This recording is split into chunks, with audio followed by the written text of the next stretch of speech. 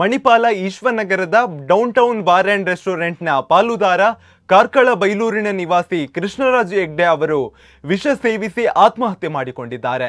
ಅತ್ರಾಡಿಯ ನಿವಾಸದಲ್ಲಿ ಆತ್ಮಹತ್ಯೆ ಮಾಡಿಕೊಂಡಿದ್ದು, ಆತ್ಮಹತ್ಯೆಗೆ ನಿಖರ ಕಾರಣ ತಿಳಿದು ಬಂದಿಲ್ಲ.